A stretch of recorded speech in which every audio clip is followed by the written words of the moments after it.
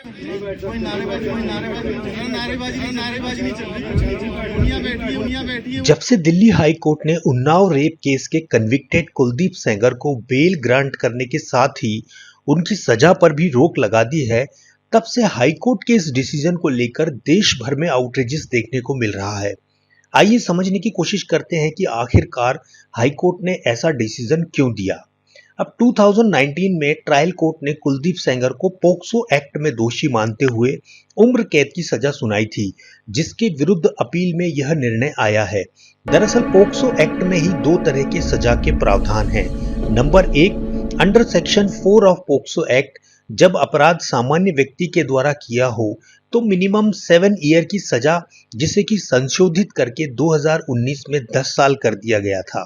और number 2, under section 5 of POCSO act, जब अपराध किसी पब्लिक सर्वेंट, पुलिस, सेना या किसी सरकारी व्यक्ति के द्वारा किया गया हो तो मिनिमम 10 साल का सजा का प्रावधान था, जिसे कि संशोधित करके 2019 में मिनिमम 20 ईयर से लेकर उम्र कैद तक कर दिया गया। अब कुलदीप सेंगर का अपराध 2017 का है, यानी कि 2019 के पोक्सो एक्ट में संशोधन से पहले की सजा के प्रावधान उस पर लागू होंगे। 2017 में कुलदीप सेंगर उन्नाव के एमएलए थे।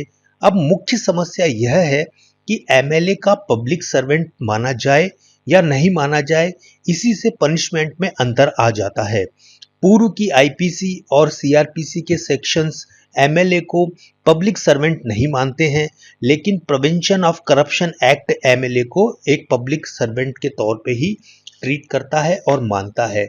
अब दिल्ली हाई कोर्ट ने एमएलए को पब्लिक सर्वेंट नहीं माना, और चूंकि 2019 के पोक्सो एक्ट में संशोधन से पूर्व की जो मिनिमम सजा थी यानी कि 7 साल, उससे अधिक समय सेंगर साहब जो हैं वो जेल में बिता चुके हैं, तो इस आधार पर उन्हें संविधान के मौलिक अधिकार के तहत अनुच्छेद 21 में जीवन और व्यक्तिगत स्वतंत्रता से वंचित नहीं किया जा सकता, और इसी टेक्निकल ग्राउंड पर सेंगर को बेल दी गई है। अब नैतिक रूप से यह नेचुरल जस्टिस के चाहे जितना खिलाफ हो, कानूनी प्रावधानों की लूप होल्स ने फिर एक बार अपराधी को सेफ पैसेज यहाँ पर दिया है। अब आप ही बताइए कि एमएलए और एमपी को पब्लिक सर्वेंट माना जाए या नहीं माना जाए। Please make your comments below.